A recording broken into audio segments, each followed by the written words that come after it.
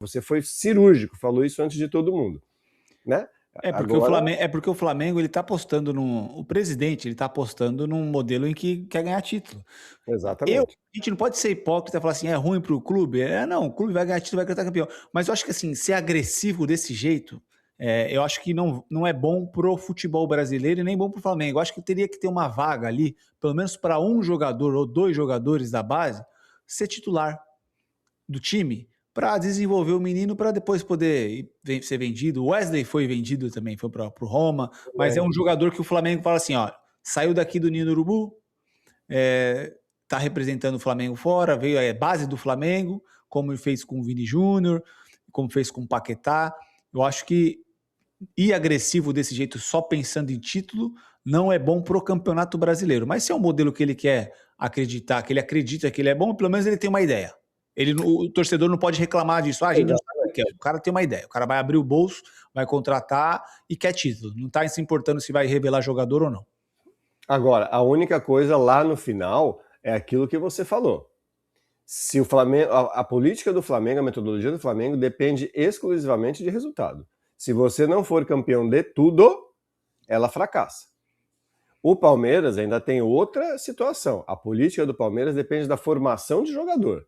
Tanto que não consegue resultado há 2 anos e não fracassou. Continua ali o presidente, continua ali o treinador, continua todo mundo e continua a mesma filosofia. E vendendo seus jogadores. E vendendo seus jogadores. Então, e fazendo frente com o Flamengo através dos jogadores que forma. Porque quem fez frente, quem levou o time nas costas, não foi nenhum dos comprados. Ano passado, quando dependeu-se dos comprados, não chegou-se a lugar nenhum. Né?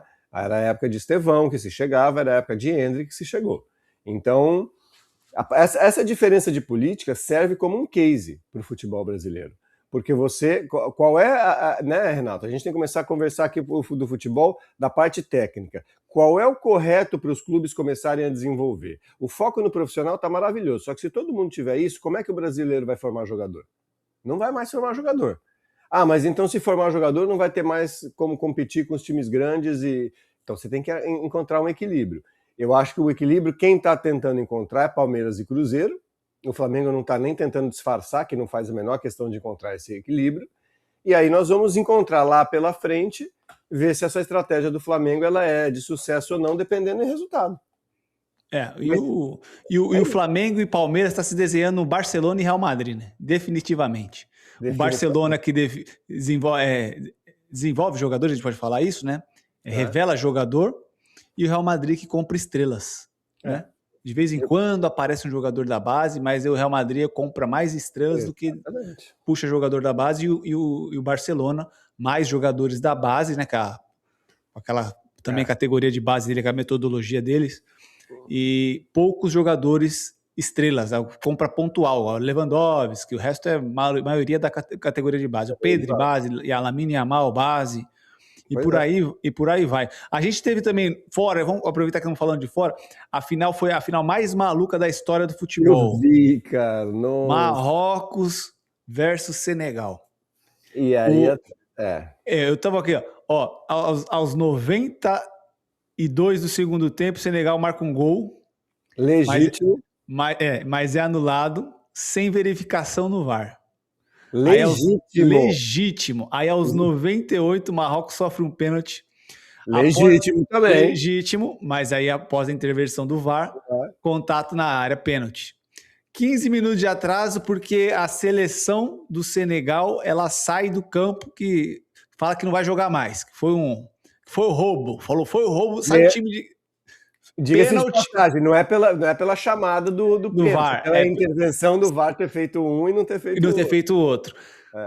90 minutos, mais 24, depois de 24 minutos, o Brahim Dias, ele dá a cavada no pênalti no Mendy.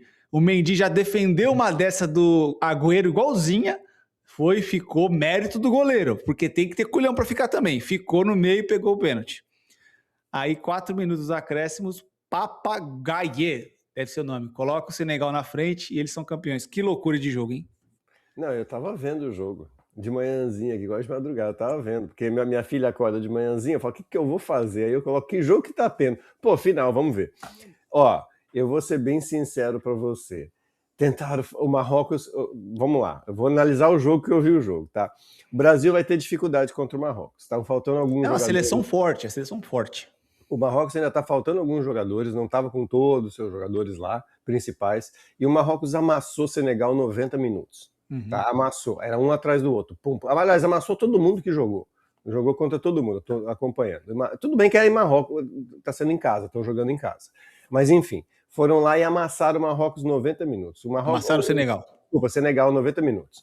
Senegal com 83 minutos teve uma primeira chance, um escanteio ali, com 89 para 90, um outro escanteio. E aí, com 91, fez o gol. O gol, para quem não viu, foi uma disputa normal, de mão aqui do zagueiro com o atacante, não houve empurrão, não houve nada. Se não me engano, foi o Hakimi, né? Que se jogou na malandragem, porque não conseguiu acompanhar, e era para Senegal ter feito 1-0 e acabou ali, porque se faz 1-0 ali, os caras colocam. Acabou ali, né? Só que, aquela coisa, eu falei, como é que não vão chamar o VAR? Eu fiquei assim, abismado, né? Eu queria sair andando, porque eu falei, peraí, cara, né? Não foi ia aos 92. Justo. Isso, não ia ser justo? Não, mas o futebol nunca foi justo. Então ali era do futebol, era para o Senegal ter ganho ali. Não ganhou ali por causa daquela confusão de quando ali, foi até 98. 98 tem uma coisa que é absurda. Foi pênalti? Foi, mas aí ele chama o VAR chama. Você dá para perceber que o Mané vem ali, não precisa botar a mão, Mané. Era isso que o Mané falou. 5 minutos atrás, você não foi lá ver, o VAR não chamou. Agora você está indo, tem que ter isonomia. Aí o VAR, né, foi lá, viu e marcou. A partir do momento que o VAR chamou, foi pênalti, não tem o que o cara fazer. Tá claro o puxão ali, e o puxão é no jogador que ia para a bola. Então não tá claro ali, valorizou, mas teve o puxão. A hora que o Brahim Dias bate aquele pênalti daquele jeito, eu imaginei o cara espanhol, deixa a Espanha para poder defender o Marrocos.